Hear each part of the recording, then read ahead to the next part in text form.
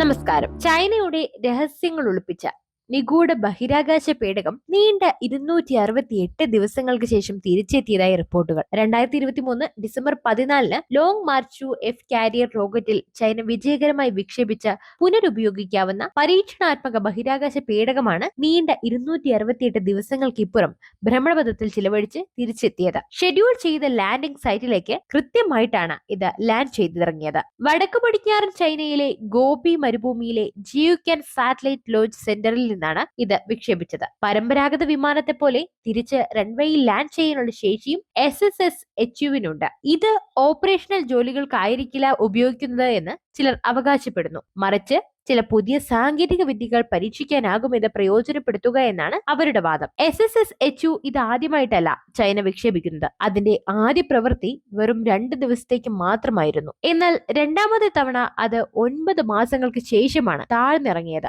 ഈ വർഷം മെയ് മാസത്തിൽ അവസാനം വിക്ഷേപിച്ച SSS-HU തിരിച്ചിറക്കിയിരിക്കുന്നു. ഇത് സ്പേസ് പ്രവർത്തനങ്ങളുടെ കാര്യത്തിൽ ഒരു അതിപ്രധാന നാഴികക്കല്ലായിരുന്നു എന്നാണ് ചൈനയുടെ പ്രതികരണം. മൂന്നാമത്തെ പറക്കലിന് ശേഷം പേടകം ഭൂമിയിലേക്ക് മടങ്ങി. എന്നാൽ പേടകത്തിന്റെ തിരിച്ചുവരവിന്റെ ചിത്രങ്ങളോ ദൃശ്യങ്ങളോ വിശദമായ വിവരങ്ങളോ ഒന്നും തന്നെ ചൈനീസ് സർക്കാർ പുറത്തുവിട്ടിട്ടില്ല. ബഹിരാകാശ പേടകത്തിന്റെ ഭ്രമണപഥത്തിലെ നിർദ്ദിഷ്ട ലക്ഷ്യങ്ങളും പ്രവർത്തനങ്ങളും വലിയ തോതിൽ വെളിപ്പെടുത്തിയിട്ടുമില്ല. ഈ ദൗത്യത്തിനിടെ പരീക്ഷിച്ച സാങ്കേതിക വിദ്യകളെ കുറിച്ച് ചൈനീസ് സ്റ്റേറ്റ് മീഡിയത്തിൽ നിന്ന് അധിക വിവരങ്ങളൊന്നും തന്നെയില്ല. ഈ ബഹിരാകാശ പേടകത്തിന്റെ മുമ്പത്തെ 2 ദൗത്യങ്ങളും സമാനമായി നിഗൂഢതയിൽ മൂടപ്പെട്ട് കിടക്കുകയാണ്. പുനരുപയോഗിക്കാനാകുന്ന ബഹിരാകാശ പേടകത്തിന്റെ ചൈനയുടെ ആദ്യത്തെ വിജയകരമായ വിക്ഷേപണം 2020 സെപ്റ്റംബർ 4 ഇതിനു മുമ്പ് നടത്തിയത്. ബഹിരാകാശ പേടകം അതിന്റെ നിയുക്ത ലാൻഡിംഗ് സൈറ്റിലേക്ക് സുരക്ഷിതമായി മടങ്ങുന്നതിന് മുമ്പ് 2 ദിവസം മാത്രം ഭ്രമണപഥത്തിൽ അവശേഷിച്ചു. 2022 ഓഗസ്റ്റിൽ നടത്തിയ രണ്ടാമത്തെ ദൗത്യം ഭൂമിയിലേക്ക് മടങ്ങുന്നതിന് മുമ്പ് ഭ്രമണപഥത്തിൽ 276 ദിവസമാണ്